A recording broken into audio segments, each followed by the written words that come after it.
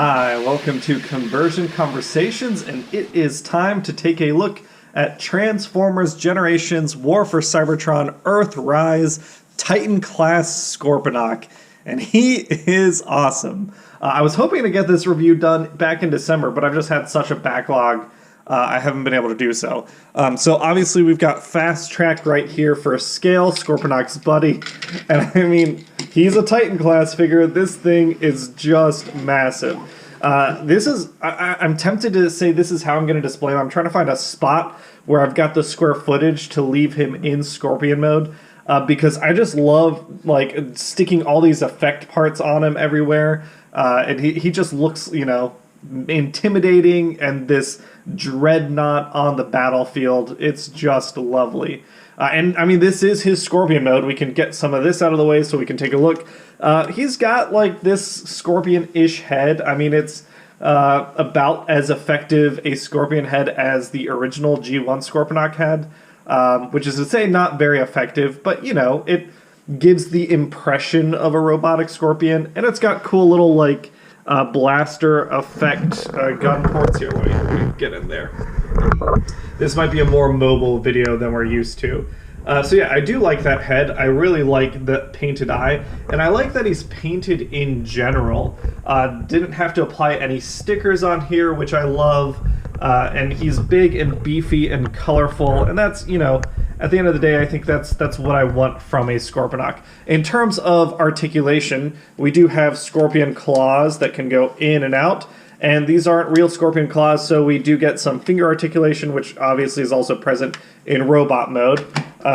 The same articulation that we'll get in a robot mode, we can move that claw in and out, we can move it up and down, we've got swivel on this cannon piece. The head can twist. That's about all it can do in this mode. And then we have our giant tail back here, which can, of course, articulate. We can kind of move that piece down and kind of get this, you know, whatever scorpion-y angle. Let me bring that camera up a little bit. Whatever scorpion-y angle we want, we can get this thing to do, which is very, very neat. And again, I've got effect pieces all over this guy, which is one of the other things that I really enjoy about this guy, is that I have a use for all these effect pieces that I've been collecting piecemeal. We do have Scorpion legs, so they are individually... Let's get it back down here. They are individually articulated. They can go up and down. They can go out. They can't hold his weight, which makes sense. These are just friction joints.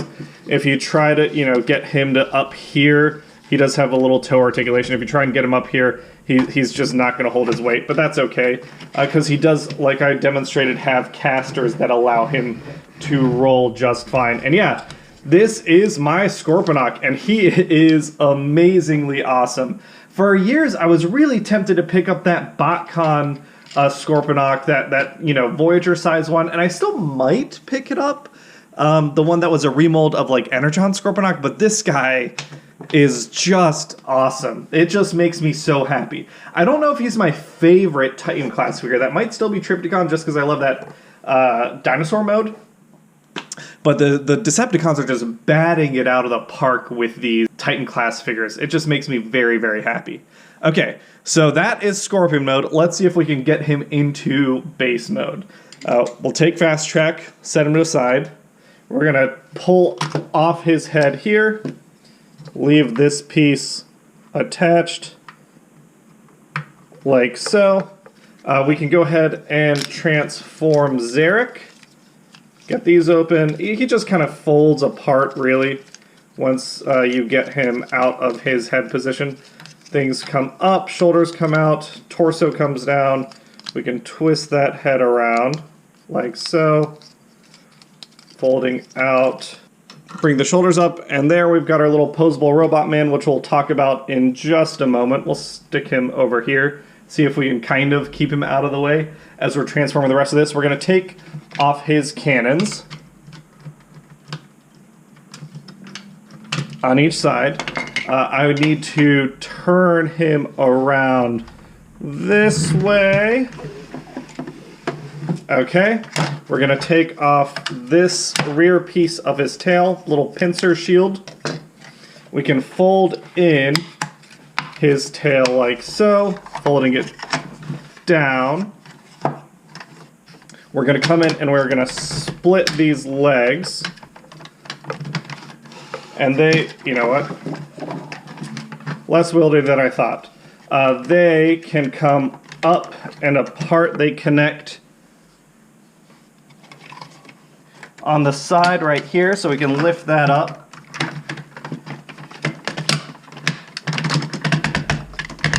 Getting his legs out and to the sides. Hopefully this is kind of on camera. I'm getting Trypticon flashbacks. I don't remember how well it went with Trypticon. We can get these arms up and out of the way, letting us slide Scorponok back further. Oh, and that is some very satisfying ratcheting. Okay. So, we got these legs out and flat. The next thing we're going to do is fold down these pieces, locking them in place. And this front ramp has connection ports, one up top, or a peg that goes into a port right here, like so. So we get that like classic Scorponok ramp. These pieces come down into the sides on each side. And then on his arms, bring those arms into kind of this tower position. We come in taking off these little side pieces on his legs. And we can build in a little tower, taking this peg right here, putting it in a port right here. Same thing on this side.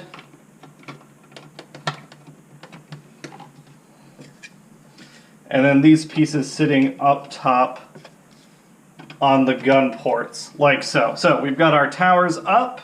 Next we can fold out these legs. Oh, there we go. So we've got ramps coming down on each side.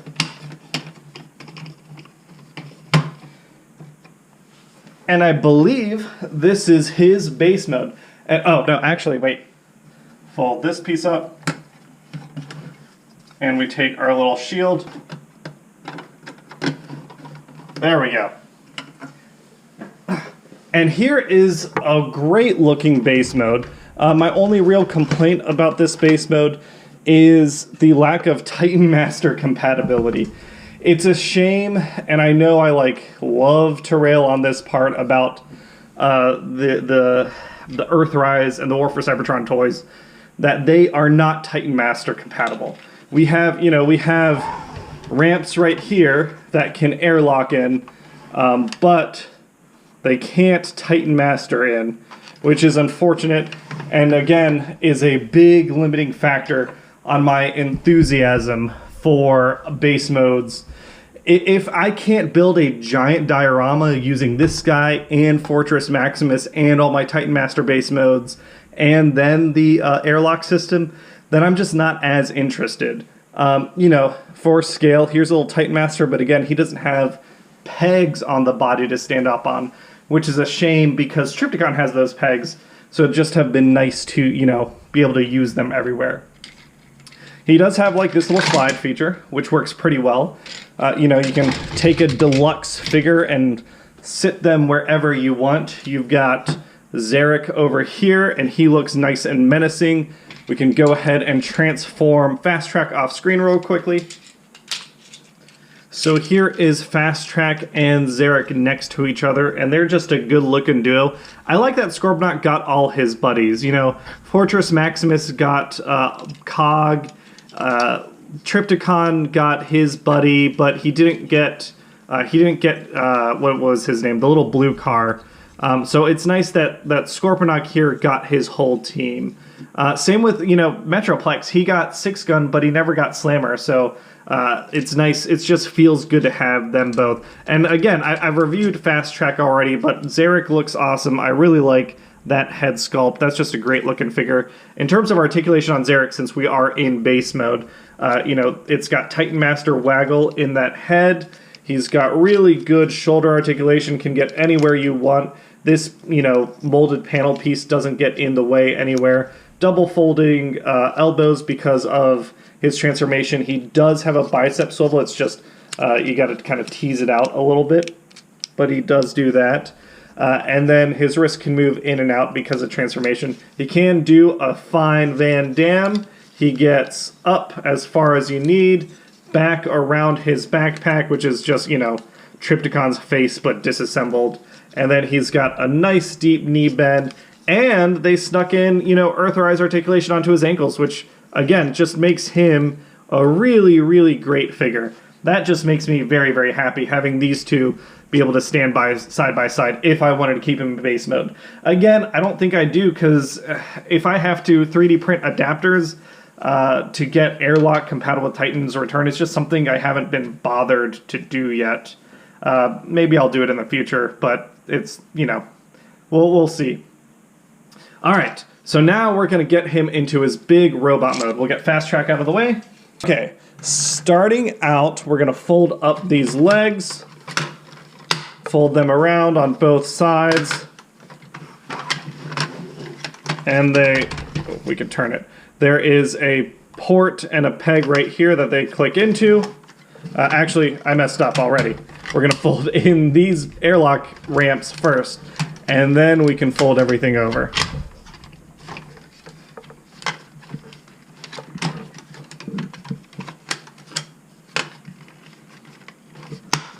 There we go. Same thing on this side. Unfold, fold this piece up, close it, nice and easy. We can fold in these pieces to get his legs around. We're going to disconnect this ramp, pulling it out like so, and we're going to pull these legs down, stand him up, and then move our camera. Stand him up, and to get his feet out, we're just going to flip. There we go, a little foot like so. Oop.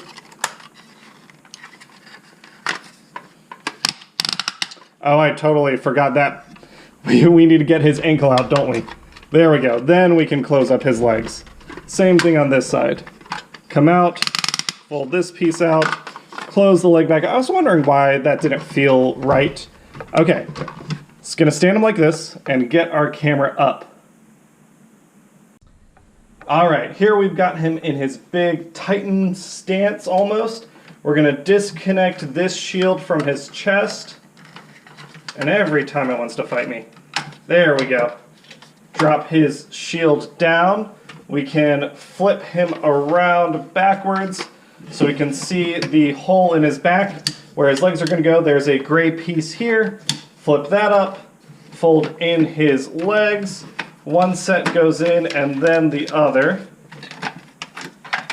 There we go. Make sure his toes are folded 90 degrees.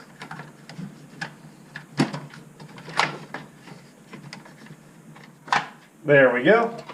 So once those legs are folded up so nice and neat, we can bring up his back piece.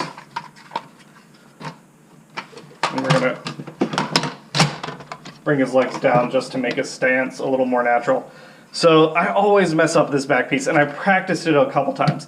But there are pegs on the side of this piece that connect right up here, which gets you layer one. Now that we have his back taken care of, we're going to grab him by the waist and flip his legs 180, like so. Hold out that toe, there we go. Bring his shoulders down, like so. These gun pieces will fix in just a moment. We'll take this one off. The other one fell off already. Flip that neck piece around, and we will grab the head. All right, so here we've got Zarak, and again, we can take a look at this teeny tiny little Titan Master. For the very tiniest Titan Master, well, we're comparing him to his big body, I will say I wish there was a little more paint. I get why out of everything they painted here, they skimped at this point. But I always like just when there's a little more touch up on the faces and stuff. But here he is next to, another Titan Master. We can see here the molding is new. It does look really, really nice, but again, we fold this up because this is going to be our Titan Master port. We'll take our body here, and we're just going to put him back in his head mode, opening up his chest, folding in our fists. This purple piece on the side of his head, we're going to fold 90 degrees to bring it in line with his fist. Same thing on this side. And then both of these will fold in.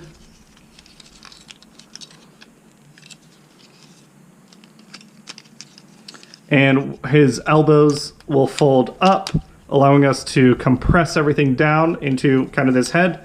Then we can come in on his legs, and those just curl up. And there is a port on each bottom of the foot that goes into pegs that are up in his what do you call that, cream torso. There we go. Makes kind of a little solid headpiece. This piece of his backpack now comes up, forms our little Scorponok head. That closes over top. We can bring up our orange pieces, plug in our teeny tiny little head into his big head, like so. That may not have been on camera. Hopefully that was on camera. But there we've got our Scorponok head. I like to turn this one backwards. I don't know, it's just weird to see both faces. We'll stick that back in. There we go. So we can take this head, plug it right up top here, and there is Scorponok's robot mode. We just have some bits and pieces we gotta connect. So we've got our two guns.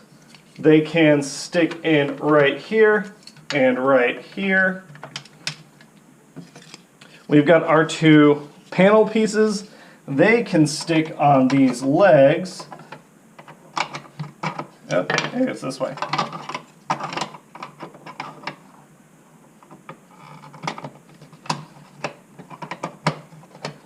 Like so. Same thing on this side. Can I get to it without completely blocking the camera? The answer is probably not. There we go. Okay, so we've got his legs done, and the last thing is just this claw shield piece. And again, this can go right on the side. We've got two ports here. We've got pegs on the shield. We can stick that on like so. And there is Scorponok, and again, he looks really awesome. It's the thing with the Titans ever since Fortress Maximus, I guess even Metroplex. They're G1-ass G1 Titans, and they look really great. He's got great articulation too. His neck moves. He's got 360 on his giant arm with a really good ratchet. Can get that elbow out, shoulder out. The elbow goes in, and it swivels. Oh, feels good. He can make a fist, like so. Individually articulating claw pieces. Leg goes out all the way. Leg goes up, and it goes back. He's got a big old knee joint. He's got thigh swivel, and he's got ankle ratchet. So, you know, again, for a Titan class figure, Scorponok can get into some pretty surprising poses. And during the fast track review, I showed off his spear mode. So we can, of course, put a spear in Scorponok's hand. And I've given my thoughts about his spear. It's fine. But I do like that he can hold it. And I just like the way he looks. He's awesome. The Scorponok is a pretty easy recommendation if you can find him at retail. If you can find him on sale, most of my Titan Masters I was able to pick up for $50. For $50, this is a super easy recommendation. He looks good. This coloring is awesome. He's got all these painted details. I'll probably do a stickering video in the future, but because of how well he's painted, I don't feel super urgent about that. I'm going to wait until I get a big Repro Labels order and then do a bunch of Repro Labels videos at once, I think. The last thing I think I want to do is just show him off next to Fortress Maximus. Let's get that out of the way. Move him to the side. And here he is next to Fortress Maximus. Let's stand him up. This Fortress Maximus is a figure I bought a long time ago, telling myself I was going to customize it into Brave Maximus, and obviously that hasn't happened. I will say, you know, I'm okay with their different heights.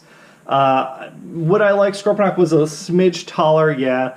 But I just think this is the better figure. I think the Fortress Maximus in Metroplex mold hasn't aged as well, considering what they've been able to do with Titan class figures with Trypticon and Omega Supreme and Scorponok. But it's still pretty cool to see them side by side. Maybe one day I'll actually get him painted up in a Brave Max. But that's a video for another time. But yeah, that's Scorponok, and he is awesome. Let's get this guy out of here, because Scorponok needs no comparison. Scorponok is an awesome Titan class figure. My second favorite behind Trypticon, but it's a pretty close race between the two of them. He looks fantastic, and I highly, highly recommend you check him out if you can. By the time you've seen this video, you probably already have a Scorponok, because, I mean, I think it's going on close to a year that I've had this figure, or maybe 6 months. But he's great, and I just haven't been able to stop fiddling with him, and I'm glad I could share him with you today.